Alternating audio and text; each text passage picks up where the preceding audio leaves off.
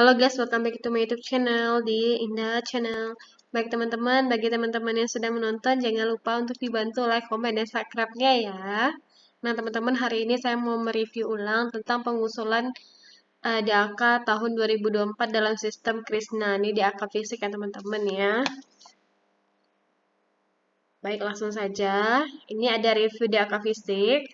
Nah, ini ada penyerapan dana DAK alokasi belum optimal. Rata-rata penyerapan 2022 per bidang itu 77%. Ini bisa dilihat. Untuk khusus bidang kesehatan nih ya, 62%. Penyalurannya itu 82%. Penyaluran 82%, penyerapannya 62% untuk bidang kesehatan. Kemudian usulan daerah besar namun alokasi terbatas. Usulan daerah versus alokasi di RK 2023. Beberapa bidang dengan selisih usulan daerah dan alokasi yang paling besar ada bidang kesehatan. Itu usulan daerahnya 128 miliar sekian, sedangkan alokasi yang tersedia cuma 13.400 miliar. Ini perlu adanya prioritas usulan dan pembahasan bersama dalam forum konfirmasi daerah dan sinkronisasi. Kemudian yang ketiga, alokasi 2023 tidak termanfaatkan secara maksimal karena ketidaksiapan daerah, yaitu bidang kesehatan ada 48 daerah.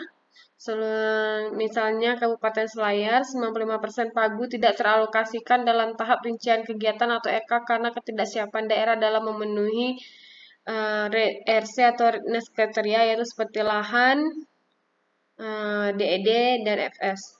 Kemudian di bidang kesehatan ya. Ini contoh yang lain ada bidang irigasi dan bidang pariwisata. Kemudian yang keempat adalah perkuatan kesiapan pelaksanaan agar proyek terbangun dan fungsional tepat waktu. Nah, pembangunan pasar rakyat tematik Bunaken Manado itu proyek mengalami perubahan desain, kemudian konstruksi fisik masih minim, belum terbangun di November 2022. Kemudian target penyelesaian mundur menjadi 6 Februari 2023.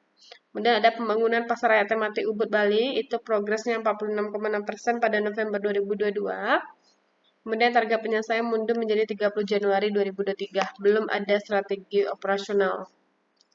Nah, ini ada arah pemanfaatan dana DAK 2024. Ini ya, ruang gerak pendanaan bidang atau jenis selain pendidikan dan kesehatan hanya sebesar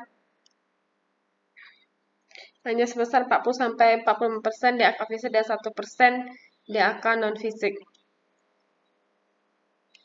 Kemudian ini ada uraiannya.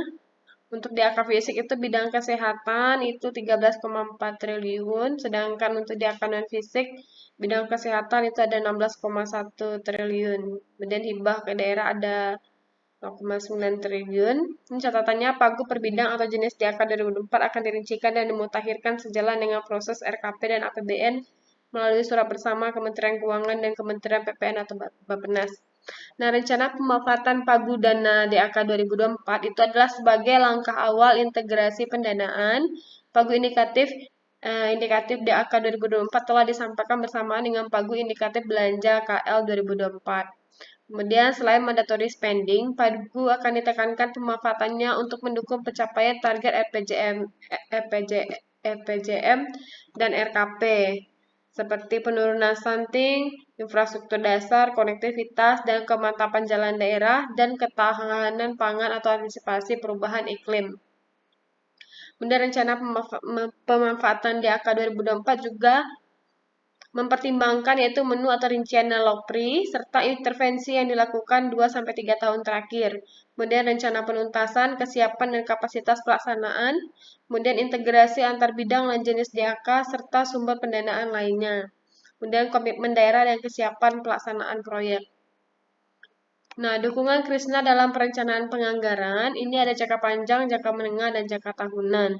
Untuk jangka panjang ini dari RPJP nasional, kemudian ke RPJP daerah, PJP daerah ke RPJM daerah, kemudian ada dari Restra OPD, kemudian ke RKP daerah, Restra ke Renja SKPD, kemudian untuk RKP daerah ke APBD, kemudian pelaksanaan APBD, nah, kemudian pelaporan pelaksanaan APBD, kemudian rincian APBD, RKA, SKPD, kemudian Renja dan Restra. Balik lagi ya teman-teman ya.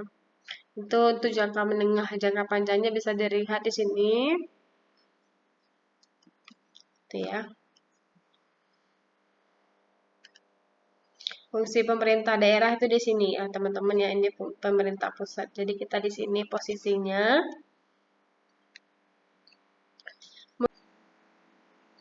Nah, untuk alur pengelolaan DAK Fisik, ini ada tahapannya. Teman-teman diperhatikan ya, untuk tanda bintang ini adalah tahapan yang membutuhkan keterlibatan aktif dari Pemda, kabupaten, kota, atau provinsi.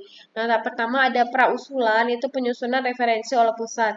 Dan tahap kedua usulan, ada tanda bintang merah, itu penyusunan usulan kegiatan oleh Pemda. Kemudian verifikasi, verifikasi usulan berjenjang oleh Pemprov dan Kemendagri. Kemudian penilaian usulan oleh KL dan Bappenas. Kemudian sinkronisasi dan harmonisasi, yaitu melengkapi usulan berdasarkan sinkronisasi pusat dan Pemda. Kemudian rencana kegiatan, yaitu penyesuaian dan konfirmasi usulan berdasarkan Pagu. Kemudian penyusunan kontrak, yaitu penyusunan kontrak berdasarkan data RK. Kemudian pelaporan immediate outcome, yaitu pengukuran manfaat output DAK dengan mekanisme yang seragam dan terintegrasi. Hal yang perlu diperhatikan dalam tahap usulan yang ini, yaitu kelengkapan usulan, ketepatan isian, fokus lokasi prioritas, kemudian compliance terhadap mekanisme pengusulan, batas waktu pengusulan itu 19 sampai 14 Juli, kemudian pemanfaatan fitur sistem pendukung.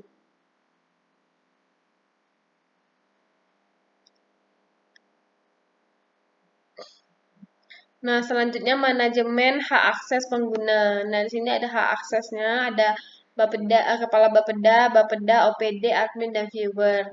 Nah, untuk kepala Bapeda itu sebagai submit pengusulan dan melihat usulan. Sedangkan untuk Bapeda ada mengelola usulan, tambah, edit, dan hapus, kemudian input instansi pelaksana di menu kegiatan, kemudian unggah tor dan AK di menu kegiatan, kemudian log dan unlock kegiatan, kemudian mengurutkan prioritas usulan dan input data teknis, serta melihat usulan. Untuk OPD yaitu mengelola usulan, tambah, edit, atau hapus, kemudian input instansi pelaksana di menu kegiatan, dan mengunggah tor atau KAK di menu kegiatan dan melihat usulan. Untuk admin itu fungsinya itu mengelola hak akses pengguna, mencetak surat pengantar, mengunggah hasil scan surat pengantar, dan melihat usulan. Untuk viewer adalah melihat usulan. Nah, pada fase pengusulan DAK, semua user kementerian atau lembaga pengampu DAK Fisik, Direktorat Mitra KL di Bappenas, Kementerian Keuangan, Kementerian Dalam Negeri hanya dapat melihat dan memantau saja. OPD merupakan perangkat daerah. Kemudian struktur data DAK Fisik. Ini ada ya bidang, ada dari bidang, subbidang, ada penunjang, ada menu kegiatan. Kemudian ada rincian, ada data rincian, dan ada komponen, dan ada readiness kriteria. Nah, kalau subbidang ini adalah kode OSPAN. Ini ya, KL pengampu, tagging tematik, taggingnya ada nih prioritas nasional, prioritas program prioritas, kegiatan prioritas, kewenangannya ada provinsi, kabupaten kota, provinsi, kabupaten kota, filenya ada ton dan RAB. Sedangkan untuk data rincian, kita ada data referensi, data sekolah, vaskes, data lokasi, urutan prioritas, volume target, nilai usulan, dan hasil penilaian. Di komponen, ini adalah bagian atau tahapan yang dilakukan untuk mencapai output kegiatan. Sedangkan readiness kriteria itu adalah persyaratan kesiapan yang harus dipenuhi yang mendukung kegiatan tersebut. Contohnya ya, bidang yang pertama 01 kesehatan, subbidang 01 penguatan penurunan angka kematian ibu, bayi, dan intervensi stunting, menu kegiatan peralatan imunisasi dasar lengkap, rincian temperatur logger, data rincian puskesmas, Krueng Sabe, komponen strip readiness kriteria adalah surat pernyataan Kepala Dinkes ketersediaan menyediakan anggaran untuk biaya paket data temperatur logger. Itu ya. Kemudian mekanisme pengusulan DAK Fisik dalam sistem itu yang pertama koordinasi. Bapeda dan perangkat daerah berkoordinasi dalam pengaturan hak akses Krisna DAK. Bapeda dan perangkat daerah berkoordinasi dalam penginputan usulan DAK Fisik. Kemudian Bapeda dan perangkat daerah berkoordinasi dalam kesiapan data teknis. Kemudian itu Bapeda dan perangkat daerah input usulan DAK Fisik. Kemudian Bapeda melakukan ranking usulan, kemudian Bapeda dan perangkat daerah melakukan upload file TOR atau KAK dan input instansi pelaksana, kemudian Bapeda log rincian. Nah, ini jika sudah log, ya. Jika tidak itu lock ya atau tidak. Kemudian Bapeda input data teknis, kemudian kepala Bapeda submit pengusulan di AK fisik, kemudian admin cetak surat pengantar usulan yang ditangani kepala daerah, admin scan dan unggah surat pengantar usulan. Nah, detailing usulan nanti ada di sini detail desa dan geolokasi yang wajib diisi ya. Nah, desanya tinggal dipilih sesuai cara nama desanya, lokasinya itu tinggal dipilih aja nanti titik koordinasinya ya. Nah, ini ada tanda asterisk yang di bawah merah itu adalah sebagai tanda wajib diisi. Kemudian ada upload file readiness kriteria yaitu yang diminta readiness-nya. Nah, ini ada kelengkapan DED atau desain, kemudian ada kesiapan lahan, dokumen lingkungan, dan lain-lain. File readiness kriteria dapat langsung diunggah ya.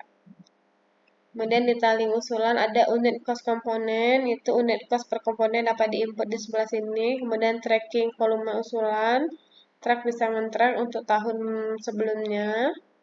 Kemudian menampilkan volume usulan tahun ini dapat digunakan Pemda sebagai pertimbangan usulan. Kemudian kesimpulan dan tindak lanjutnya yaitu yang pertama memperhatikan kesiapan usulan serta mempertimbangkan kapasitas pelaksanaan. Kemudian memastikan kesiapan pelaksanaan dan melengkapi dokumen kesiapan seperti ketersediaan lahan, strategi operasional, dan komitmen dukungan Pemda dan sharing APBD. Kemudian proyek DAK yang diusulkan perlu disinergikan atau diselaraskan dengan proyek lain di luar DAK. Kemudian DAK bukan satu-satunya sumber pendanaan sehingga diperlukan dukungan daerah atau APBD untuk pencapaian sasaran pembangunan. Kemudian usulan disampaikan melalui Krisna DAK pada 19 sampai 14 Juli 2023. Nah, begitu ya teman-teman untuk materi yang pernah disampaikan oleh pihak Bappenas. Semoga bermanfaat. Jadi teman-teman diingatkan kembali untuk segera menginput usulan DAK fisiknya karena batas waktunya sampai dengan 14 Juli. Terima kasih, semoga informasinya membantu. Thank you. Sampai ketemu kembali. Jangan lupa dibantu like, komen, dan subscribe-nya ya. Thank you.